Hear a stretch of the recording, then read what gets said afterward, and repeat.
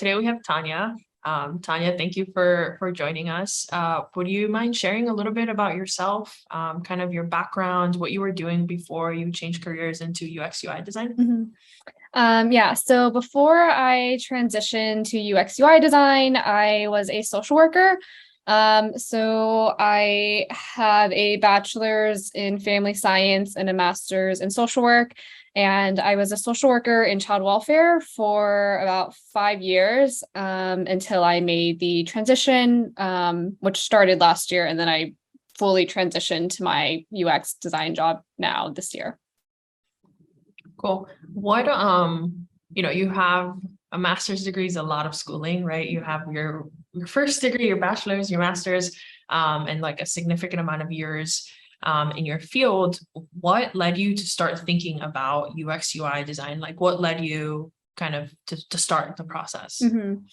Well, I was really burnt out in social work, just very unhappy, and just feeling like I just really needed to change for like my mental health and my sanity. And I had heard of UX design very briefly. I had two friends that made the career change, but I had just heard about it and I didn't know what it was. So I Googled it and I just thought it was so interesting. Like I still didn't really understand what it meant when I Googled it.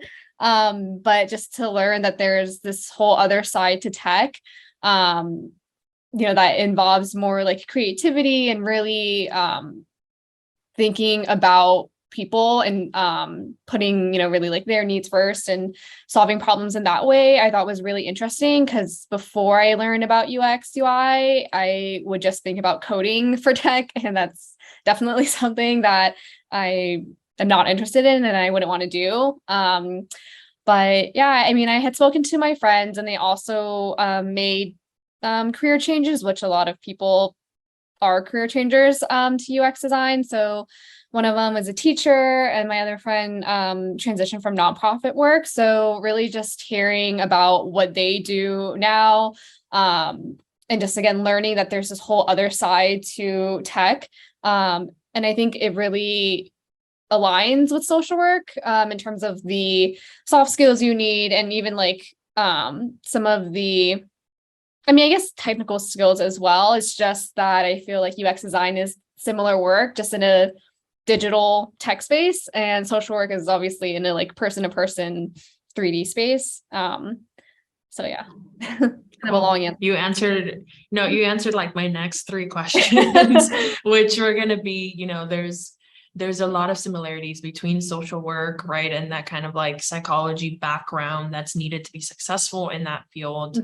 And UX UI design. As you were learning UX UI design, what were some of the things that you were like, oh, I kind of already knew that, it's just like different words, or like I've done that before, but now I'm like doing it in Figma, right? Or like, what were some of the similarities that you found as you were learning? Yeah, I think like the biggest similarity is that as a social worker, we are helping people, again, in that direct service way. So, whether it's, I worked in child welfare. So all of the issues or like the problems that we faced were about children's safety and, a lot of like drug use and homelessness and things like that.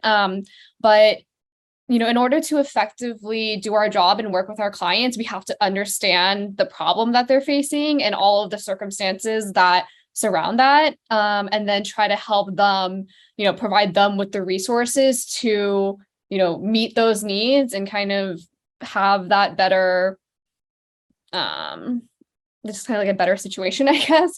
Again, just basically to solve the kind of the barriers that they have. And that relates directly to UX design, and that as designers, we need to understand the problem that the users are facing, with the interface or with the platform, the program, product, whatever that they're using. And with that, we need to gather information on like their pain points, what has worked in the past, what's not working, and then trying to think of a solution to like eliminate those barriers and give them the best experience they can with the product that they're using. So in that way, it's very similar. It's just that, again, in social work, I'm dealing with people's more like direct direct lives in a way, Yeah. as opposed to, in product, you're dealing with the things that they're using. And I think I kind of touched upon this, but like needing to do research, that's a big thing. I think a lot of times we make assumptions about a lot of things, especially, as a social worker and dealing with people. But then also when we're doing our designs, sometimes we make assumptions about what could work, but really it's really important to talk to the other person. Like information gathering, I think is really important, again, in both fields.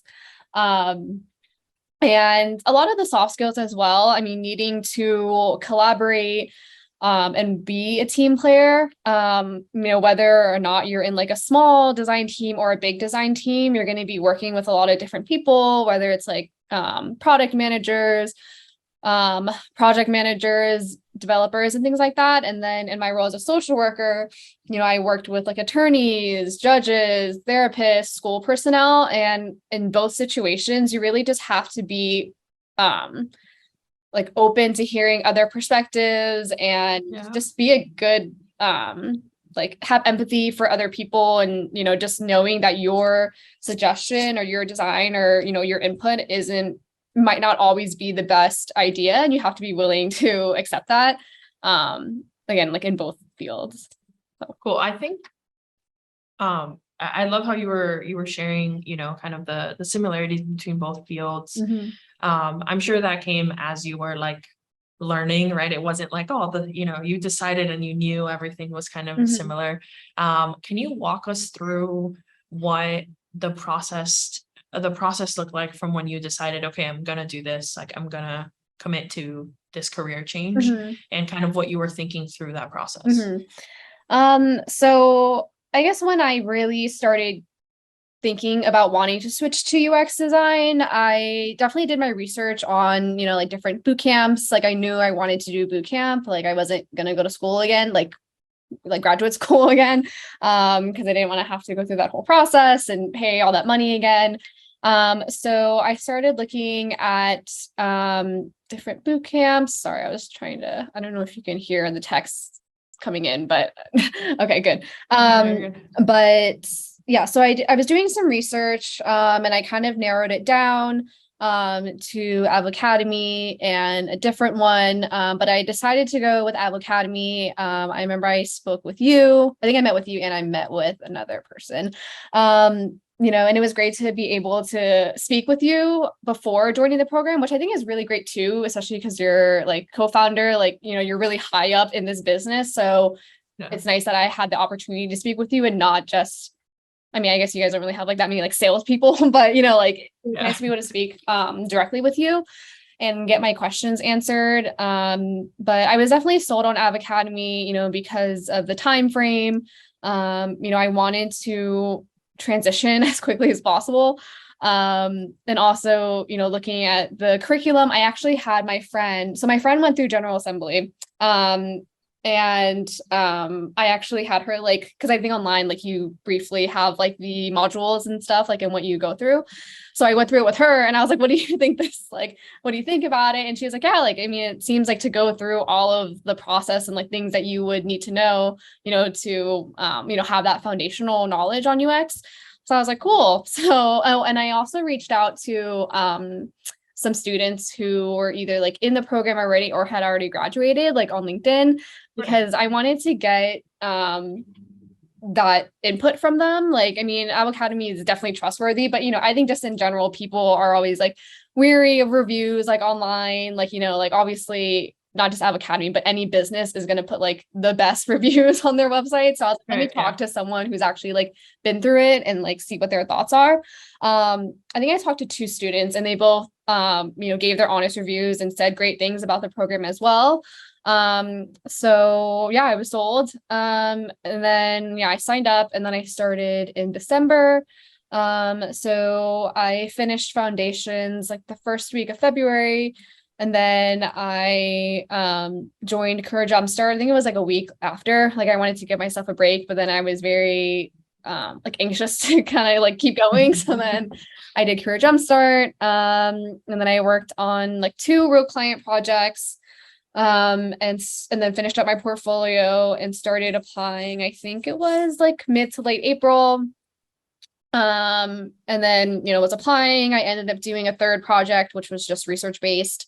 And then was interviewing, and I got the job offer for my current job. I think it was like June, yeah, it was June 6th. I remember because that's my husband's birthday. So yeah, it was June 6th that I got my job offer.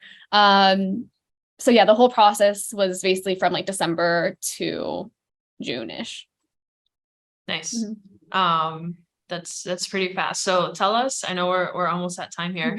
Tell us a little bit about your job. Do you like it? Is it what you thought it would be? Is it not? Just, what do you do on a day-to-day? Yeah. So I really love my job. I think I might have said this in the grad panel, but it's a really incredible feeling to genuinely love your job. I feel like, as a social worker, that's something I wanted to do, and I don't regret going down that career path at all. And there were days where I loved doing what I did. I mean, obviously it's really impactful work what I was doing. So, there were days where I enjoyed what I did, but looking back, I feel like I never loved that job and loved being a social worker, unfortunately. But honestly, it's just, I feel like I can say for the first time that I love my job, and it really is an incredible feeling to wake up and not feel stressed automatically about how my day is going to be, not feel stressed on Sundays about how my work week is going to be. And, I just have a really supportive boss and a really supportive team. We are a smaller team because we are a startup. But I think having the boss that I do just really shows how important it is to have supportive management, because even though, so me and her are the only designers. So even though we are a small design team, it's just great. She's super patient, super supportive. I don't feel overwhelmed at all. I don't feel dumb asking her questions, even if it's simple, how do I do this in Figma questions or anything like that. But in terms of my day-to-day, so I have a few projects that I'm working on. So I will work on that in the morning. And then we have our daily stand-up, which are meetings that we have with engineering and our product managers. And that's at 11:45. So we have that, and it's 15 minutes where the engineers go around the room and talk about what they've worked on, yesterday and what they are working on today. So I think some other agile environments or other just design environments, the designers also go around and talk about what they've done, but we don't do that. It's just the devs that go around and talk about what they've done. And then I meet with my boss on a daily basis as well.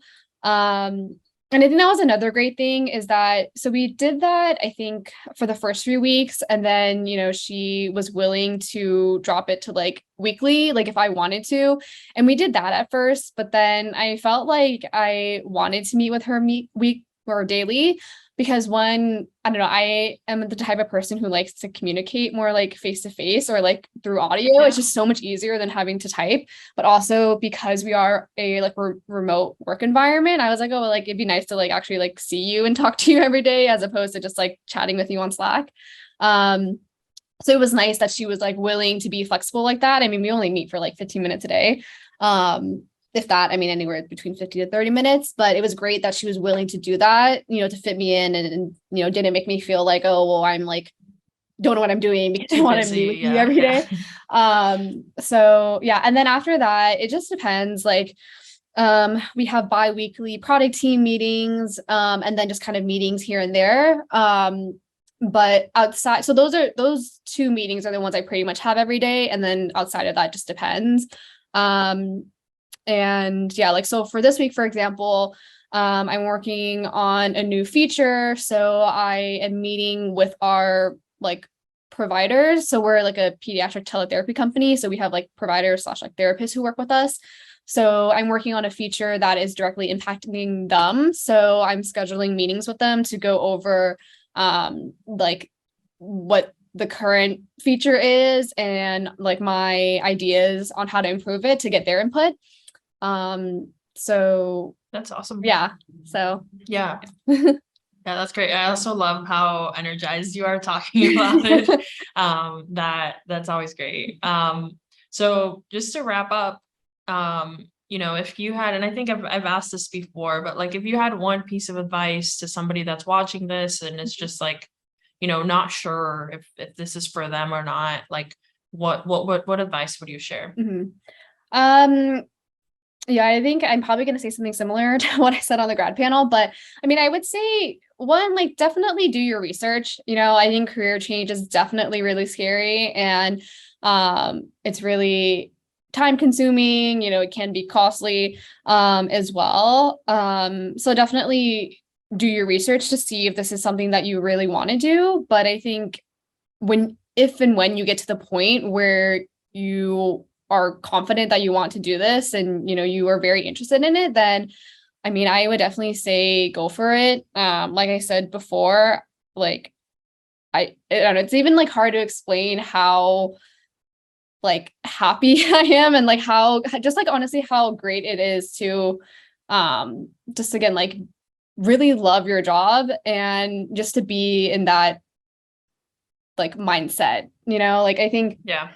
especially if you're a person who's really stressed about your job right now or just really unhappy, like if you really think about it, it really does impact other things. Like you're probably too tired after work to do things because you've just been stressed all day. And then it's hard for you to enjoy Sundays because you're just dreading Monday. But when you're in a job that you really love, like it doesn't feel like work. Like honestly, I think ever since I started, which was first week of July, every single week has gone by so fast. Like it's literally like the end of the week comes by like that. And then as a social worker, I'm like, oh my God, it's only Tuesday, or it's like, it's still Thursday. But honestly, it was like now the weeks go by so fast. And it's because, I'm, in this job that I really love. So I guess like with all that being said, like the advice I have is more so about like career change. Like, yes, it can be really scary and, you don't know if you're making the right decision, but if you feel very strongly interested in doing this and like UX design, like